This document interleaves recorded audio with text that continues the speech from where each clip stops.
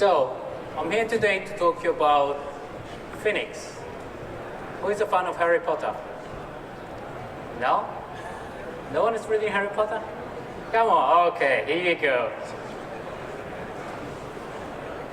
So who can figure out how Phoenix and security fit together? No? It's kind of hard. So I'm going to talk to you about today about Phoenix. And Phoenix is a symbol of reborn and how security is reborn from DevOps. And I know it's a hot subject, so Phoenix is the right subject to talk about. A fiery bird to have security reborn from DevOps. So we're going to talk about the various aspects and components. And Security Phoenix for me is a transformation program, is a bunch of technology that's going to support that, and is a way for me to explain what DevSecOps is in this modern world. So a little bit about myself. I'm Francesco Cipollone. Welcome everybody. I'm the director of NSC 42. We're a security consultancy between Europe and US. We've been serving a number of customers, and at the moment we're involved in this transformation, this security transformation in DevOps for a number of banks, specifically HSBC. So we've been helping those organizations realizing why security is everybody's job. If I ask you guys, do you care about security? So who is in the room a developer? We don't have, okay, we have few developers. How much of your job is in security? How much do you are involved in the security aspect? Okay, that's good, that's very good. So normally what I say is development community either are not involved or don't have time to work on security. And I keep on saying security is the responsibility of every part of the organization, from the business all the way to development, because everybody needs to understand security. And the rationale is because we all get affected by it. And I'm going to demonstrate why we all get affected by it. But most important, how much of your job is crippled by security? How hard is to work with security people? Right? So my other mantra is we need to make security cool and security frictionless. If we make it complicated, nobody want to listen even to us. Would you want to listen to a person that explains a very, very complicated subject that's going to make it your life very, very hard? Probably not. My job is to make your life more secure, but also easier. So just a level setting. Who knows about DevOps? Okay, good. Better than all the talks. So DevOps, just level setting, is, if you want, a philosophy. A new modern word to interpret deployment in production is to make developer and people that run production collaborate together so one team doesn't chuck the information on the other team and is a blame war. So how security fits into this place? Well, security has been, in my own experience, has been left behind on a lot of DevOps transformation. And you've seen clunky process being built in DevOps, governance, for example, and it doesn't always work. So the whole point of Security Phoenix is trying to embed security inside DevOps and making DevOps reborn in DevSecOps. And also we're going to cover aspects like how do we involve the business? How do we involve the risk people and the governance people and the architect in this transformation? If you see DevOps is not just development and operation, but it's becoming much bigger than that. It's how do we involve every part of the organization of being faster and agile, and how do we make everybody collaborate? Because from my perspective, that's the core element of DevOps. So Phoenix is a bird, and it's a symbol of reborn. So it burns from the ashes of something, and for me, it burns from the ashes of DevOps into this new animal that is DevSecOps. And as a bird, do you think a bird can fly without a wing or another wing? Probably won't fly that well, or without the head. So we structure Phoenix or Security Phoenix in different parts. You have security design, build and test, and security in build and test. Then you have at the heart operation, at the head people, and at the tail governance and risk management. If you remove any of those aspects from your program of work, from your organization, you're going to cripple your organization. If you operate without design, you're not structuring well an application. If you don't embed security in your build and test, you're going to pay the price when things get in operation. Who has done a pen test and then had thousands and thousands of pages of report to fix? It's like, that's a security debt. The more you push later, the later you push it, the worse it's going to get, because it's unexpected work. So why is security important, and why is security everybody's job? I'm going to just leave it here. This is a timeline of the breaches that we had over years. Can anybody let me know if you had an account in any of these organizations? Cool. So security is also your job. It's like, treat your customer data as if it was your data, because right now the point is not if we're going to get breached, but when we're going to get breached and how much is the impact. And just to level set, this is a representation of the size of those breaches, and in orange you have the one that maybe was smaller but had a bigger impact on society, like Equifax, like Mossack Fonseca, where it had ripple effect and were bigger than the data breach itself. So this is just to realize how many do we have over the years. That's why it's important to do this day in and day out. So a little bit of meme. My presentation is a lot of memes because I love memes. Who doesn't? We live in the internet, so who doesn't love memes? So initially DevOps started in organization to go faster into production, to go faster in the market, and security left behind actually get the pieces of operation. The core concept of DevOps that got a little bit crippled is you don't push bad code into production, you push quality code into production. And quality is also security. So the whole concept of Phoenix is actually to enable DevOps with a series of tools and security practice to go fast into production, to enable speed. So you maybe go a little bit slower, but you promote good quality code into production. And that's the whole key concept. And we're going to see also how to involve business and risk management in all that aspect. So, what you get out of Security Phoenix? Well, you get three core concepts. You get trust and verify, and a mode to actually operate this at scale. Trust your developer, but verify that they're doing security practice. And if you apply that, you're going to get a concept called license to operate. If you have the license to operate, you can go straight into production without governance. And that's a scary factor for security folks, but it's the key things to actually go fast. We're going to see how we're going to enforce those elements of the verify, how we're going to visualize vulnerability, how we're going to aggregate vulnerability to make sure we keep the application team accountable for their action. And then we're going to see how design, education, and governance fit into this new world. So let's see the first aspect. So the trust and verify, the core concept are trust and verify. So trust your developers and verify that they're fixing security code day in and day out. If they're fixing vulnerability, if they're learning about security, and if they're building and fixing in a healthy balance, we're going to give them a license to operate. The license to operate will be a kill switch for the deployment pipeline. If you don't have the license to operate, you can't deploy into production. And that could be either automated or manual.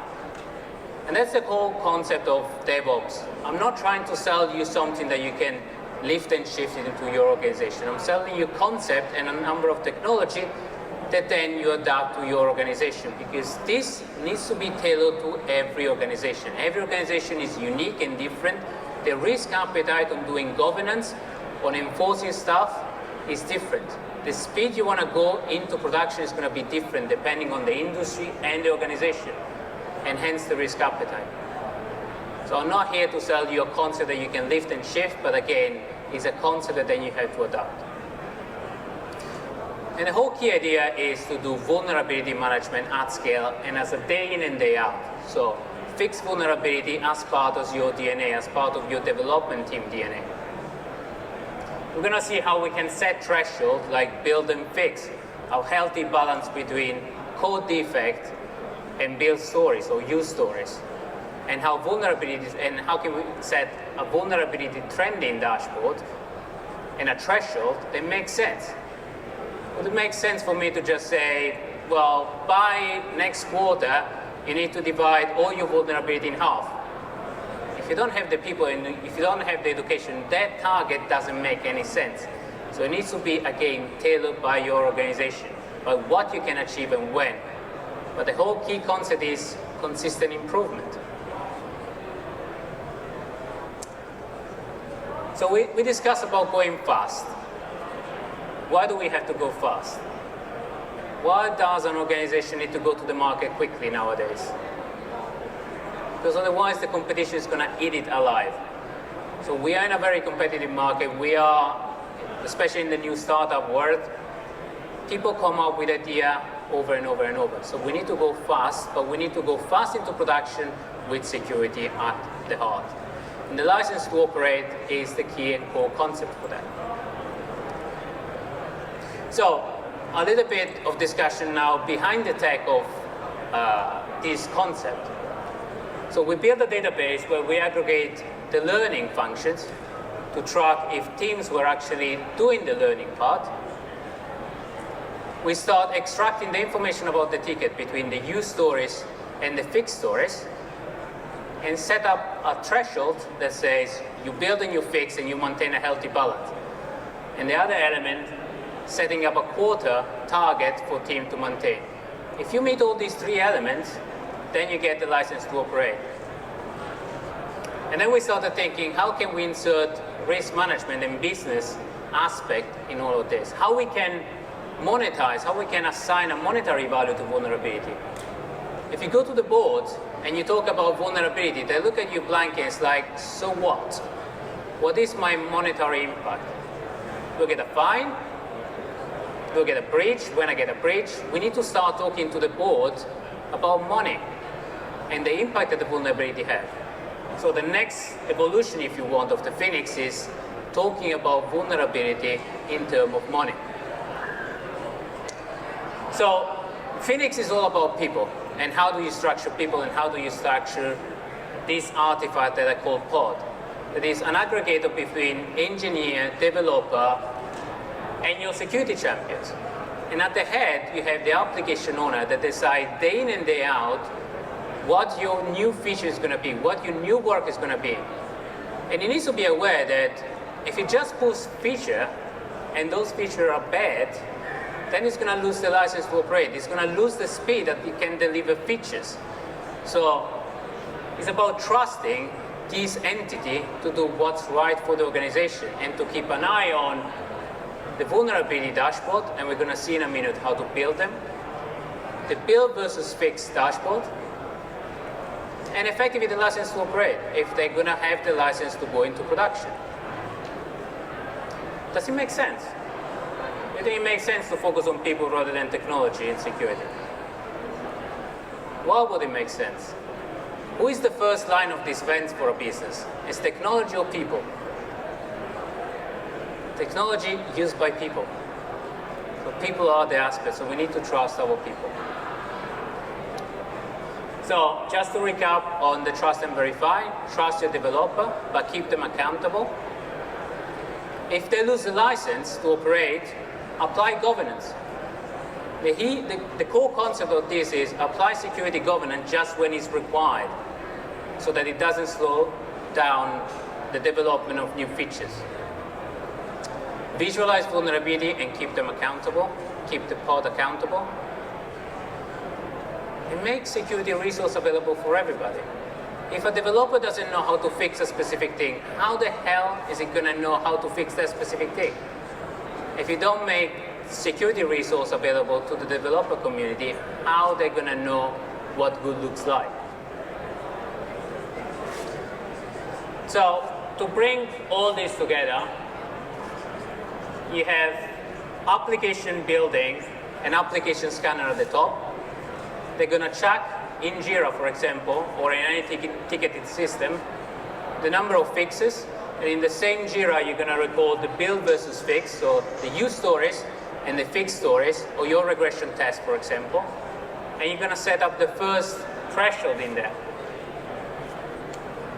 And then you're going to measure the code defects. You're going to measure the quality of the code by scanning the code and building the stuff that is at the top, that is a dashboard that says, this week you scan this code, and you have introduces or decreased the number of vulnerabilities. That tells you if you fix some code or if you introduce new vulnerabilities. And if you bring these three concepts together with the education aspect, all together in this database, then you have the license to operate. And it's fundamentally a kill switch for the CI/CD pipeline. So if you have the license to operate, if it's a 0 or 1, then you're able to go into production. But it relies on the promotion of good quality code. So how do we build this visualization stuff? How do we build this visualization dashboard? So this is an example of one of the dashboards that was built. That is fundamentally a Grafana or any other visualization that relies on a database that extracts the information out of application security scanner at the various stage. You're going to see the scanner at the various stage in a minute. And then setting up a threshold, saying what is achievable in a quarter. And if you are below that threshold, that red line, then you're fine. It means that you're consistently doing security and fixing security, keeping a healthy balance. So this, if you want, is an abstraction of your stages of development. So if you focus on the lower part, you have the development stages between repository, testing, and production. We started scanning with commercial scanning, but there are tons of open source resources available from OWASP or other on the web that do the same job. But because it's a commercial bank, we had to guarantee and we had to outsource our risk out of a certain point. So we selected a number of scanners at the various stages. But fundamentally, if you boil it down, you need to scan your code with static code analysis. Then when your code is in testing, you do dynamic code analysis and interface analysis like API testing, as we just saw. And then production scanning. That is fundamentally the same stuff about testing. But the impact of production scanning is slightly different. And we're going to see how that impact, you need to take into account that impact. But then once you scan, you need to do something with those scans. We need to do something with this result. So we started teaching development team on how to interpret the result, on how to triage and say, is this actually a vulnerability that's going to impact me? Is this something that somebody can exploit easily? Is this something that can go on the web and Google it and say, can I exploit this vulnerability, yes or no? And then troubleshoot this vulnerability and determine what to fix on those dashboards. And then the last bit is aggregating the results, so the high, medium, and low from these scanners into this dashboard as individual dashboard and as an aggregated number that gives you effectively a score, a security score for your application. And the security score was based just on weighting the result of those scanners. So aggregating the high, medium, and low, coming up with a score. And we have in mind to actually evolve that score, keeping into consideration other aspects, like network location. Is your application exposed over the web or not? If it's exposed over the web, the vulnerability has a much bigger impact. And that score, that vulnerability is going to have a much bigger impact on that score.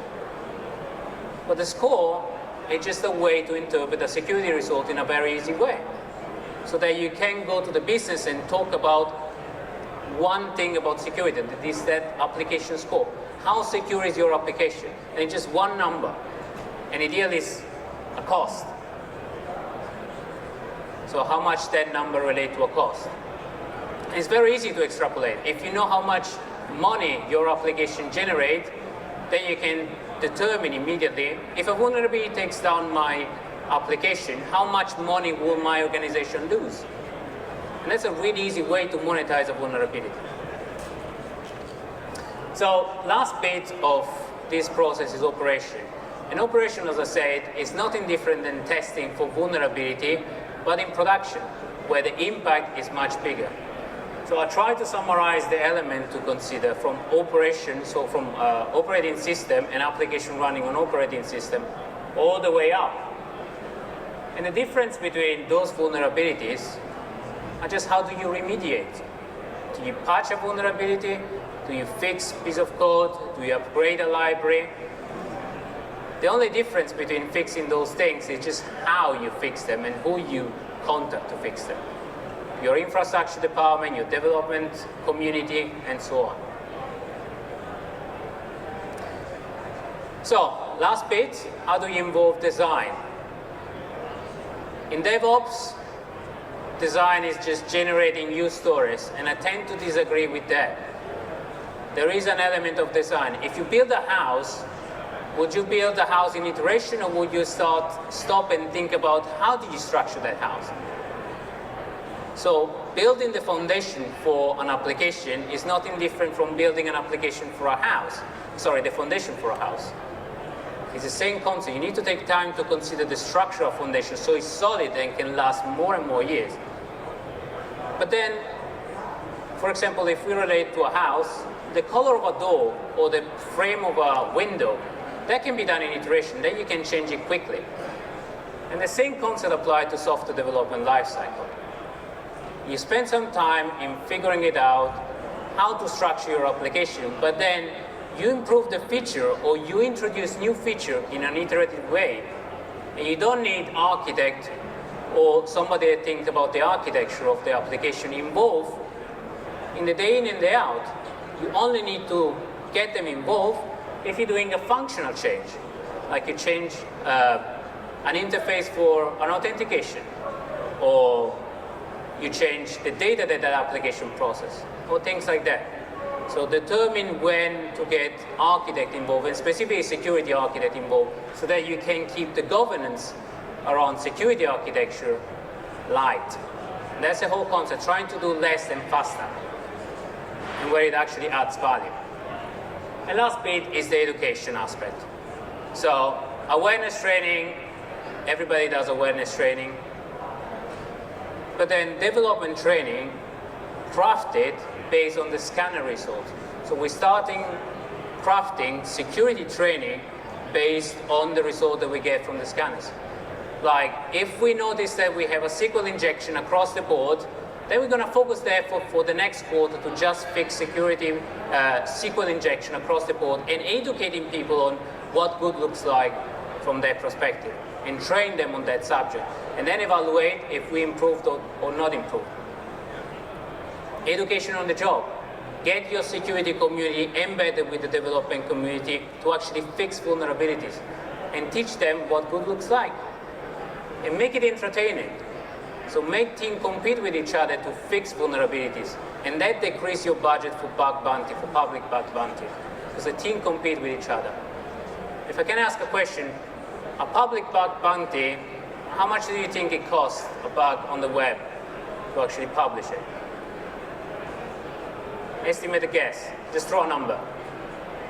How much it costs for your organization to publish a bug in a bug bounty program? I'm going to throw a number. $3,000 or $5,000. How much does it cost to your team to actually fix it internally? A coffee, a lunch. It's much cheaper to do that, much more entertaining, and your developer is going to be much happy because they get money, or they get gift, or they get perks.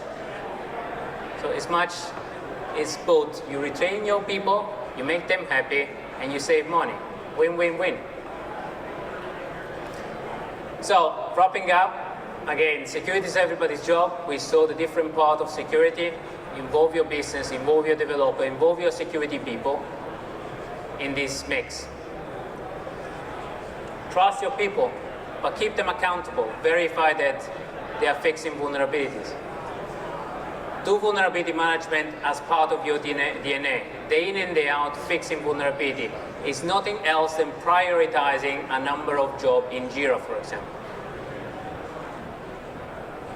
Automation versus people. You can't automate people, but you can make their life easier with the scanners, with an automated license to operate, with an automated dashboard, with self-calling scanners from the CI/CD pipeline. But ultimately, it's people that fix code. It's your developer. So don't just rely on automation. And that's the biggest pitfall of DevOps. Everything can be automated. No, is my answer. Focus on people and then automate whatever you can. Do data-driven education.